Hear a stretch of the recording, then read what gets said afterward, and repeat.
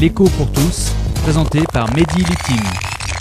Madame, monsieur, bonjour. Cette semaine, Syriza, le parti situé en Europe actuellement à l'extrême gauche de la gauche radicale, a gagné les élections en Grèce et est arrivé au pouvoir. Et, nouvellement dirigé par des extrémistes, le gouvernement grec exige la fin de l'austérité, comme aux États-Unis, mais aussi la réduction d'une dette que l'État grec ne pourra certainement jamais payer ou refinancer.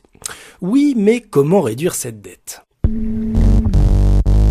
Alors, en fait, dans la dette, ce n'est pas l'argent emprunté à l'origine, le capital, qui pose problème, mais la charge de la dette, c'est-à-dire les intérêts que les États paient quand ils empruntent de l'argent. Parce que le budget d'un État ne prend en compte que le remboursement des intérêts de cette dette.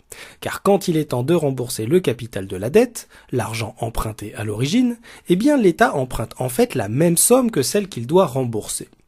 Et pour que les Grecs puissent ne plus être acculés par leur énorme dette, une idée serait d'annuler une partie de cette dette, c'est-à-dire de ne pas rembourser une partie de la dette, et donc avant tout, une partie des intérêts liés à cette dette.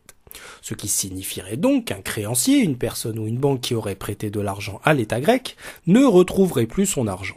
Alors l'inconvénient de cette solution, qu'on aime ou qu'on n'aime pas les banquiers spéculateurs, c'est que la prochaine fois qu'un État faible voudra emprunter de l'argent, il y a des chances que le banquier ou la personne qui a prêté son argent sera légèrement réticente à renouveler l'expérience, en plus d'avoir certains préjugés tenaces sur l'éthique, voire la psychologie des pauvres, ce qui n'est pas nécessairement favorable au bon vivre ensemble européen. Oui, mais alors, existe-t-il vraiment une alternative, une autre solution ? Eh bien oui, parce que les Grecs vous le diront, les choses sont bien faites. Parce que sur le modèle de ce qui se passe aux États-Unis, au Japon ou en Angleterre, la Banque centrale peut prêter de l'argent aux États. Alors pas directement, parce qu'on est entre gens bien et qu'on ne dit pas toujours vraiment les choses, mais indirectement. Alors comment ? Par quelle usine à gaz bien propre sur soi ? Eh bien, première étape, la Banque centrale achète des obligations d'État sur les marchés financiers à des personnes ou à des banques qui ont elles-mêmes directement prêté de l'argent à l'État. Mais vous allez me dire comme ma grand-mère, mais Mehdi Bourrique, si c'est la Banque centrale qui achète l'obligation d'État, eh ben va bien falloir rembourser les intérêts non plus à un banquier ou à une personne lambda, dame, mais à la Banque centrale, Mehdi Bourrique, et on voit pas, dame, qu'est-ce que ça va bien pouvoir changer. Oui mais non, parce que usine à gaz oblige, les banques centrales qui vont recevoir les intérêts payés par les États doivent rembourser aux États ces intérêts payés par les États.